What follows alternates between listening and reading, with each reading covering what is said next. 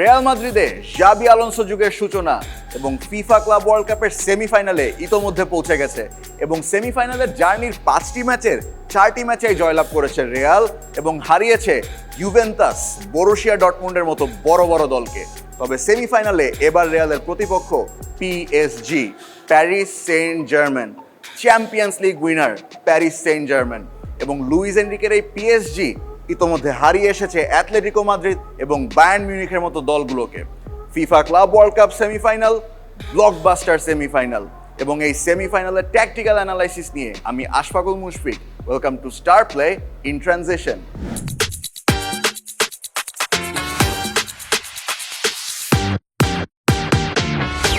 শুরুতেই আমরা শুরু করি জাবি আলোনসোর রিয়াল মাদ্রিদের ট্যাকটিক দিয়ে। জাবি আলোনসো রিয়াল মাদ্রিদের নতুন কোচ হয়ে আসার পরে শুরু থেকেই কিন্তু আমরা 3-4-3-তে যাইনি, বরং আগের যেই 4-3-3 ছিল সেখান থেকে আস্তে আস্তে ট্রান্সফর্ম হয়ে 5 ম্যাচ পরে বা তৃতীয় বা চতুর্থ ম্যাচের পরেই কিন্তু তারা এই 3-4-3 অর্থাৎ জাবি আলোনসোর যে সিগনেচার ফরমেশন 3-4-3, এই 3-4-3-তে ধীরে ধীরে তারা স্ট্রাকচার করে খেলা শুরু করেছে। আমরা যদি এই লাস্ট 4-5টা ম্যাচের স্টার্টিং লাইন আপ একটু দেখি, গোলকিপার হিসেবে Thibaut Courtois always in top form, one of the best in the world, সে তো আছেনই। পাশাপাশি ডিফেন্স লাইনে চুয়ামেনি, আগে যে ডিফেন্সিভ মিডফিল্ডার ছিল এখন সে কনভার্টেড সেন্টার ব্যাক হয়ে গেছে, রুদিগার এবং নতুন সাইনিং ডিন হুইজেন চমৎকার খেলছেন। পাশাপাশি আমরা মিডফিল্ড লাইনে আমরা দেখছি on the right flank Trent Alexander Arnold, তিনি কিন্তু রাইট ফ্ল্যাঙ্কে, তিনি মিডফিল্ডার, উপরের দিকে অ্যাটাকেও ভূমিকা রাখছেন, পাশাপাশি ডিফেন্সেও ভূমিকা রাখছেন। অপর পাশে ফ্রান গার্সিয়া, যিনি ফার্লন ম্যান্ডির ইনজুরির কারণে রিপ্লেসমেন্ট হয়ে আসেন, তবে পুরো 4টি ম্যাচ এবং 5টি ম্যাচেই অসাধারণ পারফরমেন্স করে গেছে। স্পেশালি লাস্ট ম্যাচে বরুশিয়া ডর্টমুন্ডের এগেইনস্টে অসাধারণ পারফরমেন্স করেছেন। এই ফ্রান গার্সিয়া অ্যাটাকে সাপোর্ট করছেন এবং ডিফেন্সেও নিচে নেমে আসছেন এবং মাঝখানে আমরা একটা চমৎকার পরিবর্তন দেখতে পাচ্ছি। আর্দা গুলার যেটা আমরা গত মৌসুম পর্যন্ত তাকে আমরা প্রায় রাইট উইংয়েই খেলতে দেখেছি, জাবি আলোনসোর আন্ডারে কিন্তু আর্দা গুলার সেন্ট্রাল মিডফিল্ডারের পজিশনে চলে এসেছে এবং ফলে যা হচ্ছে, আগে যেখানে জুড বেলিংহাম অ্যাটাকিং মিডফিল্ডারে খেলতো, সে কিন্তু এখন স্টার্ট করছে রাইট সাইডে। তবে জুড বেলিংহাম, ক্যাপ্টেন ফেদেরিগো ভালভার্দে এবং আর্দা গুলার তারা কিন্তু বারবার রোটেট করে করে পজিশন সুইচ করে করে খেলতে দেখেছি আমরা লাস্ট 3-4টা ম্যাচে।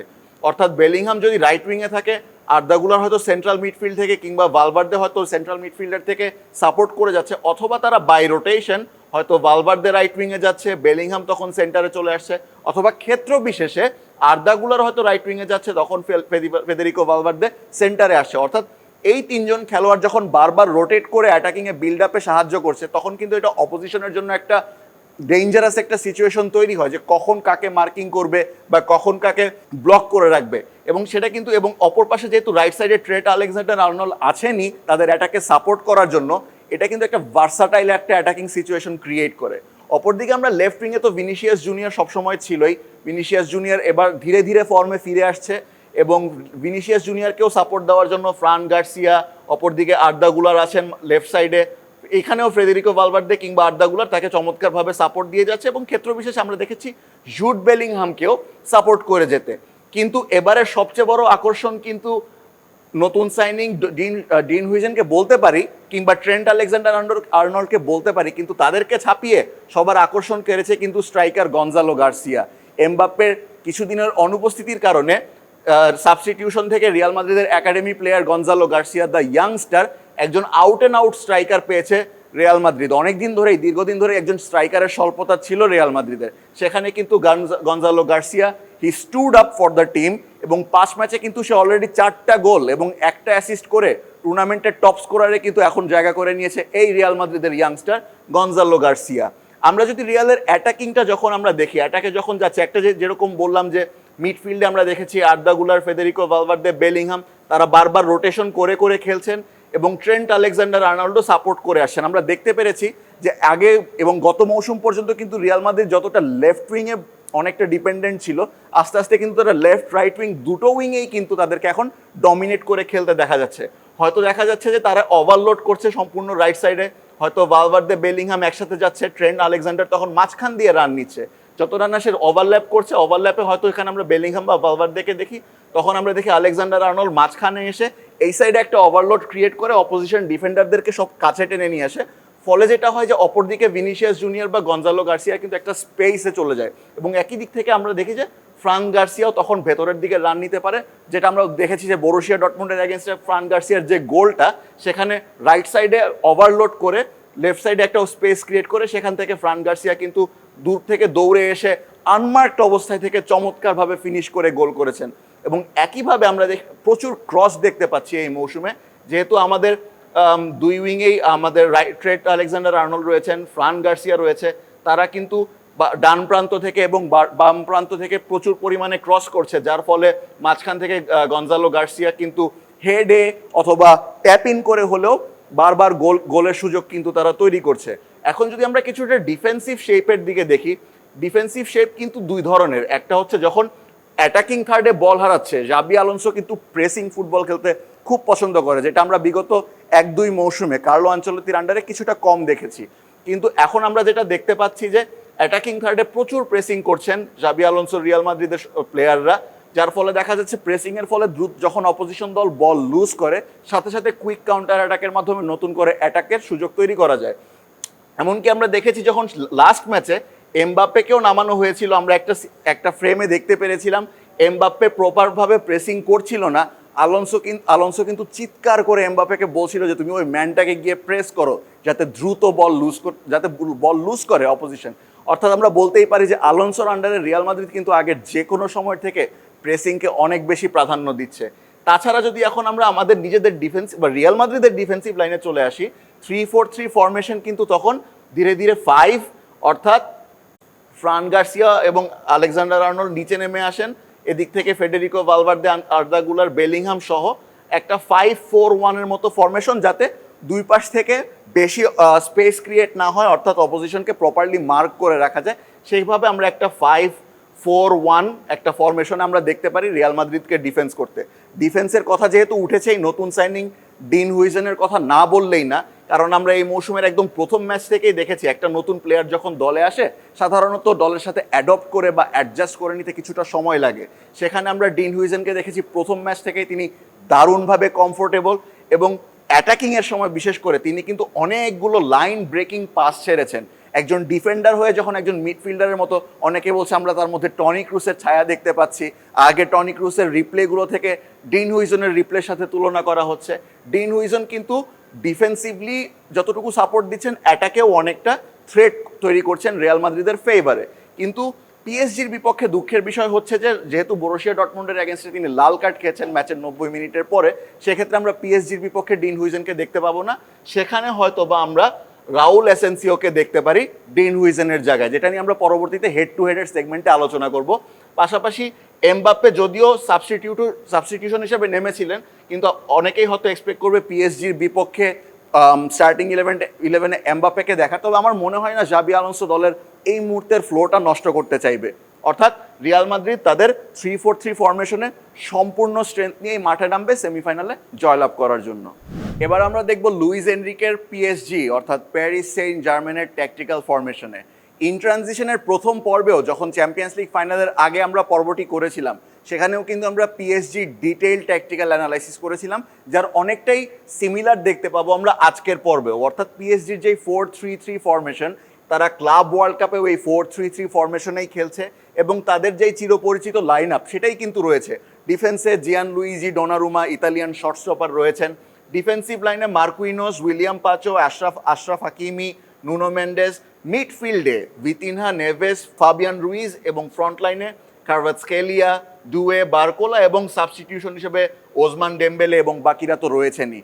আমরা যদি পিএসজির অ্যাটাকিংয়ের কথা চিন্তা করি, তারা কিন্তু ডিরেক্ট এবং পাসিং ফুটবল খেলতে খুব পছন্দ করে, তারা বলের দখল রাখতে বেশ পছন্দ করে, এবং এই ক্লাব ওয়ার্ল্ড কাপ টুর্নামেন্টে বলের দখলের লড়াইয়ে পিএসজি কিন্তু সবগুলো দলের মধ্যে তৃতীয় অবস্থান আছে। অর্থাৎ পিএসজির গড় বল পজেশন হচ্ছে 66%, এবং প্রতি ম্যাচে তারা 662টি করে গড় পাস দিচ্ছে অ্যাকিউরেটলি প্রতি 90 মিনিটে। এবং আমরা দেখতে পাই যে তারা যখন ডিরেক্ট ফুটবল খেলে, তাদের যে মিডফিল্ড লাইন আপ, অর্থাৎ Vitinha is a ball player himself. Counter attack বলেন কিংবা অ্যাটাকিং ফুটবল বলেন, সে কিন্তু নিজে থেকে অ্যাঙ্কর রোল প্লে করে, সে বল নিয়ে এসে সামনেও আগায়, এবং সে দারুণ দারুণ পাসও কিন্তু বারবার সামনে রাইট উইংয়ে অথবা লেফট উইংয়ে ছাড়ে। একই জিনিস আমরা ফ্যাবিয়ান রুইজের ক্ষেত্রেও দেখতে পারি, তার পাসিং, তার আউটফিট পাসিং বলেন কিংবা লং রেঞ্জের বলেন। লং রেঞ্জ পাসের কথা যেহেতু বলছি, পিএসজি কিন্তু গড়ে প্রতি ম্যাচে এই ক্লাব ওয়ার্ল্ড কাপ টুর্নামেন্টে 38টা করে লং রেঞ্জ পাস ছেড়েছে। তারা হচ্ছে এই টুর্নামেন্টের সর্বোচ্চ। রিয়াল মাদ্রিদ আছে ষষ্ঠ অবস্থানে 28টি পার ম্যাচে লং রেঞ্জ পাস দিয়ে। সুতরাং পিএসজি যে মিডফিল্ড অথবা ডিফেন্স লাইন, তারা কিন্তু খুবই সাকসেসফুলি লং রেঞ্জ পাস খেলতে পছন্দ করে অ্যালং সাইড শর্ট পাসেস। সুতরাং পিএসজির ফ্যাবিয়ান রুইজ অথবা নেভেস তারা চেষ্টা করবে এই লং পাসিং রেঞ্জগুলো দিয়ে তারা কুইক ট্রানজিশন করার চেষ্টা করতে, নো পান ইন্টেন্ডেড, কুইক ট্রানজিশন অথবা কাউন্টার অ্যাটাক ক্রিয়েট করতে। এবার যদি আমরা বলি পিএসজির ফ্রন্ট লাইনের কথা, the dominating front line of the Europe, যেই ফ্রন্ট লাইনের যেই স্ট্রাইকাররা, যে উইঙ্গাররা চ্যাম্পিয়ন্স লিগ জয় করেছে এই মৌসুমে, সেই কার্ভাৎস্কেলিয়া, সেই ডিজায়ার দুয়ে এবং বারকোলা, এবং বারকোলার সাবস্টিটিউশন হিসেবে ওসমানে ডেম্বেলে তো রয়েছেনই। তারা কিন্তু যার যার নিজস্ব পজিশনে ফিক্স না, অর্থাৎ তারা লেফট উইং, ফরওয়ার্ড অথবা রাইট উইং, এটা কিন্তু তারা ফিক্স থাকেন না। তারা কিন্তু কন্টিনিউয়াসলি যার যার পজিশন রোটেট করে। অর্থাৎ বারকোলা হয়তো রাইট থেকে সেন্টারে চলে আসে, ডিজায়ার ডুয়ে রাইট সাইডে চলে যায়, কিংবা কার্ভাৎস্কেলিয়াও হয়তো লেফট থেকে রাইটে আসে, তখন হয় ডিজায়ার ডুয়ে অথবা বারকোলা। তারা কিন্তু যার যার নিজেদের পজিশনে কিন্তু বারবার রোটেট করছে, পজিশন সোয়াপ করছে, যার ফলে অপোজিশন ডিফেন্ডারদের কিন্তু বারবার খাবি হারাতে হচ্ছে যখন তাদেরকে মার্কিং করতে হয়। সেই সুযোগটা কিন্তু তারা কাজে লাগায়, এবং তাদের যেই পরিমাণ, তারা যে স্পিডি, তিনজন যেই ফাস্ট পেস স্ট্রাইকার এবং ফরওয়ার্ড, তারা কিন্তু সেই কাউন্টার অ্যাটাক দিয়েও কিন্তু অপোজিশন ডিফেন্ডারদেরকে ঘায়েল করার চেষ্টা করে, যেটা কিন্তু মাথায় রাখতে হবে রিয়াল মাদ্রিদের ডিফেন্ডারদেরকে। এবং শুধু যে ফরওয়ার্ডদের কথা বললেই হবে না, পুরো পিএসজির এক্স ফ্যাক্টর কিন্তু কোনো ফরওয়ার্ড নয়, কোনো মিডফিল্ডার নয়, তাদের রাইট ব্যাক আশরাফ হাকিমি। আশরাফ হাকিমি কিন্তু এখন পর্যন্ত তাদের এই টুর্নামেন্টের সর্বোচ্চ গোল স্কোরার, সে দুটো গোল দিয়েছে। পাশাপাশি আমরা দেখেছি গত মৌসুমে চ্যাম্পিয়ন্স লিগে পিএসজির 42% অ্যাটাক কিন্তু হয়েছে রাইট সাইডের চ্যানেল থেকে, যেখানে 36% হয়েছিল লেফট চ্যানেল থেকে। এবং সে রাইট সাইডের চ্যানেলের সম্পূর্ণ অ্যাটাকের কিন্তু অ্যাঙ্কর বা হার্টবিট কিন্তু এই আশরাফ হাকিমি। সে লং রেঞ্জ থেকে ক্রস করেই হোক কিংবা রাইট সাইড থেকে ড্রিবেল ইন করে, স্কোয়ার ইন করে গোল দেওয়া হোক। আমরা বায়ার্ন মিউনিকের এগেনস্টে দেখেছি, যখন 90 মিনিটের পরে চমৎকারভাবে আশরাফ হাকিমি কিন্তু বায়ার্ন মিউনিকের ডিফেন্স লাইনকে বোকা বানিয়ে ডি বক্সের ভেতরে ঢুকে গিয়েছিল, এবং তখন সাবস্টিটিউশন ওসমান ডেম্বেলেকে ব্যাক পাস করায়। ওসমান ডেম্বেলে চমৎকারভাবে ফার পোস্টে শট নিয়ে কিন্তু ম্যানুয়াল নয়েরকে পরাস্ত করে পিএসজির জয় নিশ্চিত করে সেমিফাইনাল নিশ্চিত করে। অর্থাৎ সবচেয়ে বেশি হয়তো রিয়াল মাদ্রিদকে খেয়াল রাখতে হবে ফরওয়ার্ড লাইনকে পিএসজির, বাট তার থেকেও বেশি কিন্তু খেয়াল রাখতে হবে আশরাফ হাকিমিকে। এবং বলে রাখা উচিত, আশরাফ হাকিমি কিন্তু একসময় রিয়াল মাদ্রিদেরই খেলোয়াড় ছিলেন, কিন্তু এখন বর্তমানে তিনি আরও সুগঠিত, আরও ম্যাচিওর্ড একজন রাইট উইং হিসেবে এখন খেলছেন পিএসজিতে। অর্থাৎ এখন যদি আমরা ডিফেন্সিভ লাইনের কথা বলি, আবার যেটা বলছিলাম যে যখন আমরা অপোজিশন হাফে বল হারাই, পিএসজির ইন্টেন্স প্রেসিং করে। পিএসজির pressing rate one of the highest in the Europe, এবং তারা যেই পরিমাণ প্রেশার ক্রিয়েট করে সেখান থেকে অপোজিশন খুব দ্রুত বল হারায়, এবং তারা ফোর্স করে অপোজিশনকে যাতে তারা মিস্টেক করে, এবং মিস্টেক থেকে বল নিয়ে দ্রুত কাউন্টার অ্যাটাক করে গোলের সুযোগ তৈরি করতে। যেটা ফাবিয়ান রুইজ হোক, ভিতিনহা, নেভেজ হোক কিংবা ফরওয়ার্ড লাইন, তারা কিন্তু বারবার কুইক ট্রানজিশন করে গোলের সুযোগ সৃষ্টি করে। আমরা দেখেছি যে এই ক্লাব ওয়ার্ল্ড কাপ মৌসুমে পিএসজির কিন্তু এই অপোজিশন অ্যাটাকিং ডি বক্সে তারা কিন্তু 180-র উপরে টাচ নিয়েছে, যেটা এই টুর্নামেন্টের তৃতীয় সর্বোচ্চ অপোজিশন লাইনে। কিন্তু শুধু ডি বক্সে যে টাচ নিয়েছে তা না, তারা ডি বক্সের বাইরে থেকেও কিন্তু লম্বা শট, লং রেঞ্জ শট নেওয়ার চেষ্টা করে। অর্থাৎ স্ট্রাইকার ডিজায়ার দুয়েই হোক কিংবা ওসমান ডেম্বেলেই হোক, সে যে শুধু ভেতরে গিয়ে ট্যাপ ইন করেই গোল দিচ্ছে তা কিন্তু না, এর পাশাপাশি তারা কিন্তু লং রেঞ্জ গোল দেওয়ার চেষ্টা করছে। আমরা লাস্ট ম্যাচেও দেখেছি বায়ার্ন মিউনিকের বিপক্ষে ডিজায়ার ডুয়ে কিন্তু ঠিক ডি বক্সের এই মাথা থেকে বা ডি বক্সের এজ থেকে শট নিয়ে গোল করে ম্যানুয়াল নয়ারকে পরাস্ত করেছে। সুতরাং রিয়াল মাদ্রিদের গোলকিপার থিবো কোর্তোয়া এবং সম্পূর্ণ ডিফেন্স লাইনকে প্রস্তুত থাকতে হবে যে কোনো মুহূর্তে স্ন্যাপশট বা লং রেঞ্জের শট নেওয়ার জন্য। এবার আমরা দেখব রিয়াল মাদ্রিদ এবং পিএসজির head to head match scenario, অর্থাৎ আমরা কিছু প্রবাবল ম্যাচ সিনারিও চিন্তা করব। এর পাশাপাশি তাদের যে প্রবাবল স্টার্টিং 11 সেটা আমরা অ্যানালাইসিস করব। স্টার্টিং 11-এর কথা যেহেতু বলছি, আগের ম্যাচে রিয়াল মাদ্রিদ এবং পিএসজি দুই দলেরই ডিফেন্ডার কিন্তু লাল কার্ড দেখেছে। অর্থাৎ রিয়াল মাদ্রিদের ডিন হুইজেন যেহেতু লাল কার্ড দেখেছে, তাকে আর আমরা এই ম্যাচে দেখতে পাবো না। ডিন হুইজেনের জায়গায় হয়তো আমরা দেখতে পাবো রাউল এসেন্সিওকে অথবা মিলিতাওকে, বাট যেহেতু রাউল এসেন্সিও নিয়মিত খেলছেন সেক্ষেত্রে হয়তো রাউল এসেন্সিওকেই জাবি আলোনসো ভরসা করতে পারেন। অপরদিকে পিএসজির উইলিয়ান পাচর লাস্ট ম্যাচে বায়ার্ন মিউনিখের বিপক্ষে লাল কার্ড খেয়েছেন, তার জায়গায় যখন নেমেছিল লুকাস হার্নান্দেজ তিনিও লাল কার্ড দেখে উঠে গেছেন, অর্থাৎ পিএসজির দুইজন ডিফেন্ডার কিন্তু একই ম্যাচে লাল কার্ড খেয়ে উঠে গেছিল। সুতরাং সেই জায়গাতে হয়তো আমরা বেরালদোকে দেখতে পারি, যিনি হয়তো ডিফেন্ডার হিসেবে পিএসজি স্টার্টিং 11-এ নিয়মিত না, কিন্তু এই মুহূর্তে অপশন না থাকার কারণে হয়তো বেরালদোকে আমরা স্টার্টিং 11-এ দেখতে পারি। পাশাপাশি অনেকেই প্রত্যাশা করবে হয়তো এমবাপ্পেকে স্টার্টিং 11-এ রাখার গঞ্জালো গার্সিয়ার জায়গায়। তবে আমার ব্যক্তিগতভাবে মতামত হচ্ছে, যেহেতু এই মুহূর্তে গঞ্জালো গার্সিয়া চমৎকার ফর্মে আছেন এবং রিয়াল মাদ্রিদের কারেন্ট টিম স্ট্রাকচারে অ্যাডজাস্টমেন্ট করে নিতে এমবাপ্পের হয়তো আরও কিছুটা সময় লাগতে পারে, সেক্ষেত্রে হয়তো জাবি আলোনসো চাইবেন তার বর্তমান যেই কারেন্ট স্ট্রাকচার এবং ফ্লো রয়েছে সেই হিসেবে গঞ্জালো গার্সিয়াকেই স্টার্টিং 11-এ রাখতে। এবার যদি আমরা ম্যাচ সিনারিও চিন্তা করি, যদি আমরা কিক অফ করি বা সেন্টার করি, চমৎকার একটা জিনিস আমরা দেখতে পাবো। পিএসজি এটা লাস্ট মৌসুমে কয়েকবার করেছে। যেমন কিক অফ যখন হয় আমরা সাধারণত কি দেখি, একটা দল যখন সেন্টার করে বা কিক অফ করে নিজেদের মধ্যে বল নিয়ন্ত্রণ করার চেষ্টা করে, বল বারবার ডানে বায়ে করে মাঠ বড় করার চেষ্টা করে, বলের পজিশন কন্ট্রোল করার চেষ্টা করে। তবে পিএসজিকে আমরা দেখেছি সেন্টার করার সাথে সাথেই লম্বা করে একটা বল বাড়িয়ে কিন্তু বল ক্লিয়ার করে দেয় অপোজিশন হাফে। অর্থাৎ তারা এমনভাবে বলটা ক্লিয়ার করে যখন অপোজিশন হাফে ডিফেন্স লাইনের খুব কাছে গিয়ে অপোজিশনের যখন থ্রো ইন করতে হয়, থ্রো ইন থেকেই পিএসজি কিন্তু প্রেশার করা শুরু করে। অর্থাৎ পিএসজি যদি এখানে বল ক্লিয়ার করে দেয়, এখান থেকে যদি ট্রেন্ড থ্রো ইন করতে চায় হয়তো ডিফেন্ডাররা আরও নিচে নেমে আসবে। সেই জায়গাতে পিএসজির অ্যাটাকিং লাইন শুরু থেকেই কিন্তু একটা প্রেস করার চেষ্টা করবে, যাতে এখান থেকেই রিয়াল মাদ্রিদ বল হারালে কুইক কাউন্টার করে গোলের সুযোগ সৃষ্টি করা যায়। শুরু থেকেই পিএসজির কিন্তু এরকম একটা মনোভাব থাকবে, রিয়ালের ডিফেন্সকে চাপে রেখে শুরু থেকেই গোলের সুযোগ সৃষ্টি করার জন্য।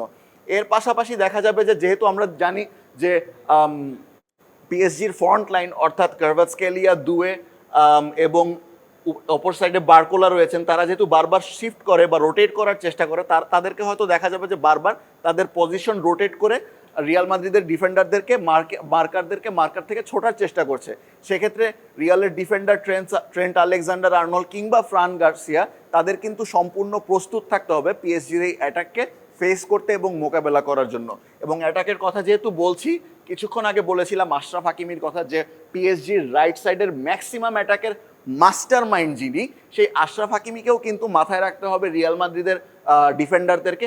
স্পেশালি ফ্রান গার্সিয়ার জন্য কিন্তু এটা অনেক বড় একটা পরীক্ষা যে সে কিভাবে আশরাফ হাকিমিকে ঠেকিয়ে রাখবে। আমরা বিগত মৌসুমগুলোতে দেখেছি রিয়াল মাদ্রিদ আগের মতো আর খুব একটা প্রেস রেসিস্টেন্ট নাই, অর্থাৎ অপোজিশন যখন রিয়াল মাদ্রিদকে প্রেস করে তারা খুব স্মুথলি তাদের নিজেদের দখলে বল রাখতে পারে না। জাবি আলোনসোর আন্ডারে জাবি আলোনসোর অনেক বড় একটা পরীক্ষা যে কিভাবে এই পিএসজির প্রেসকে রিস্ট্রেইন করে বল মুভমেন্ট করে কাউন্টার অ্যাটাকে যেতে পারবে এবং গোলের সুযোগ সৃষ্টি করতে পারবে। আমরা যদি এখন রিয়াল মাদ্রিদের দু একটা অ্যাটাকের সিনারিও বা সিচুয়েশন দেখার চেষ্টা করি, যেটা আমরা এই মৌসুমে দেখতে পেরেছিলাম, সেটা হতে পারে যে অ্যাটাকিং লাইনে হয়তো Bellingham, Federico Valverde right side থেকে আসবেন, আর্দা গুলার তো রয়েছেনই, ভিনিসিয়াস জুনিয়র লেফট সাইডে, ফ্রান গার্সিয়া হয়তো আসবেন অ্যাটাকে সাপোর্ট করতে, রাইট সাইড থেকে ট্রেন্ট আলেকজান্ডার আর্নল্ড। সেখানে হয়তো আমরা দেখতে পারি অ্যাটাকের ক্ষেত্রে মাঝখান থেকে মাঝমাঠ থেকে রিয়ালের সবসময় একটা চেষ্টা থাকে বলের কন্ট্রোল রাখার। সেখানে হয়তো আমরা দেখবো ফেদেরিকো ভালভার্দে কিংবা আর্দা গুলারকে বল নিয়ে মুভমেন্ট করতে, এবং দুই পাশের যে উইং ব্যাক বা উইঙ্গার রয়েছে ফ্রান গার্সিয়ার সাথে কিংবা ভিনিসিয়াস জুনিয়রের সাথে খেলে অ্যাটাকটা বড় করার চেষ্টা করতে। সেক্ষেত্রে সাধারণত যেটা করে রিয়াল মাদ্রিদ, রাইট উইংয়ে অথবা লেফট উইংয়ে তারা অনেক ওভারলোড তৈরি করার চেষ্টা করে। কিভাবে? সেক্ষেত্রে হয়তো ভিনিসিয়াস জুনিয়রের কাছে বল আছে, লেফট ব্যাক থেকে ফ্রান গার্সিয়া অনেক সামনে চলে যাবেন তাকে সাপোর্ট দেওয়ার জন্য, আর্দা গুলার থাকবে, ফেদেরিকো থাকবে, এই সাইড থেকে গঞ্জালো গার্সিয়া। অর্থাৎ যখন একসাথে অনেকগুলো ফরওয়ার্ড লাইন চলে আসবে, ডিফেন্ডাররা কিন্তু তখন মার্কিংয়ের জন্য চেষ্টা করবে বারবার। তো যখন ডিফেন্ডারদেরকে অ্যাট্রাক্ট করে সামনে নিয়ে আসা হবে, পেছনে কিন্তু একটা বড় স্পেস তৈরি হবে, সেই স্পেসটা কিন্তু এক্সপ্লয়েট করার চেষ্টা করবে বাকি যেই প্লেয়াররা রয়েছে রিয়াল মাদ্রিদের। অর্থাৎ এখান থেকে কয়েকটা পাসিং করে, ওয়াল পাসিং করে বা একটা ট্রায়াঙ্গুলার পাসিং রেঞ্জ তৈরি করে হয়তো ভিনিসিয়াস জুনিয়র ঢুকে যাওয়ার চেষ্টা করবে বল নিয়ে ভেতরে, এখানে গঞ্জালো গার্সিয়া থাকবেন, কিংবা ব্যাক পাস করে হয়তো ফেদেরিকো ভালভার্দেকে কিংবা জুড বেলিংহামকে খেলাবেন অপর সাইড থেকে, কিন্তু ট্রেন্ট আলেকজান্ডার আর্নল্ড ফাঁকা থেকে যাবে। সুতরাং এখান থেকে হয়তো ভিনিসিয়াস জুনিয়র লম্বা করে শটও নিতে পারেন, কিংবা লে অফ পাস করে গঞ্জালো গার্সিয়ার জন্য ছেড়ে দিতে পারেন, সে সেখান থেকে ফিনিশ করতে পারে। অথবা সে দূর থেকে পাঠিয়ে দিলে রিয়াল মাদ্রিদের একটা প্রবণতা রয়েছে লং রেঞ্জে শট খেলার, সেখানে ফেদেরিকো ভালভার্দে রয়েছে, জুড বেলিংহাম রয়েছে, তারা দারুণ দূরপাল্লার শট নিয়ে গোল নিতে পারেন, সেটা আমরা দেখতে পারি রিয়াল মাদ্রিদের কাছ থেকে। একই রকম হতে পারে রাইট উইংয়েও, যেটা আমরা লাস্ট ম্যাচে দেখেছি যে রাইট উইংয়ে যখন আমরা ওভারলোড দেখেছি, ওভারলোড থেকে কিন্তু ট্রায়াঙ্গুলার পাসিং করে বের হয়ে যখন পিএসজির সমস্ত ডিফেন্স লাইন যখন লেফট সাইডে চলে এসেছে, তখন যেই গ্যাপটা ক্রিয়েট হয়েছে সেই গ্যাপটা কিন্তু ফ্রান গার্সিয়া এবং ভিনিসিয়াস এক্সপ্লয়েট করেছিল। সেখান থেকে কিন্তু ফ্রান গার্সিয়া এখান থেকে চমৎকার শট নিয়ে কিন্তু গোল করেছিল বরুশিয়া ডর্টমুন্ডের অ্যাগেনস্টে। এরকমটা আমরা দেখতে পারি পিএসজির অ্যাগেনস্টেও, যেহেতু পিএসজির এই মুহূর্তে ডিফেন্ডার নেই বা মেইন দুজন ডিফেন্ডার রেড কার্ড খেয়েছেন আগের মৌসুমে, এই দুর্বলতাটা কাজে লাগানোর চেষ্টা করবে রিয়াল মাদ্রিদ, এবং ভাইস ভার্সা হবে যখন ডিন হুইজেনের অনুপস্থিতিটাকে কাজে লাগানোর চেষ্টা করবে পিএসজির অ্যাটাকিং ফরওয়ার্ডগুলো। অর্থাৎ আমরা একটা অ্যাটাক ভার্সেস অ্যাটাকের একটা ম্যাচ দেখতে যাব, উভয় সাইডেই আমরা বক্স টু বক্স অ্যাটাক দেখতে পাবো। দুই দলই এক দল অপর দলকে নিজেদের অ্যাটাক এবং নিজেদের ডিফেন্স, অর্থাৎ তাদের যেসব ট্যাকটিক্যাল মাস্টার মাইন্ডে রয়েছেন, তারা চেষ্টা করবেন যে একজন আরেকজনকে কিভাবে ওভারডান করে ওভারশ্যাডো করে ম্যাচ থেকে রেজাল্ট বের করে নিয়ে আসা যায়। আমরা চমৎকার একটা ম্যাচের অপেক্ষায় রয়েছি, একটা ব্লকবাস্টার ম্যাচের অপেক্ষায় রয়েছি। আমরা ম্যাচের ফলাফল কি হবে সেটা সময়ই বলে দিবে, তবে পোস্ট ম্যাচ অ্যানালাইসিস নিয়ে আমরা আবার ফিরে আসবো স্টার নিউজের স্টার প্লের সঙ্গে। ইন ট্রানজিশন দেখার জন্য অনেক ধন্যবাদ।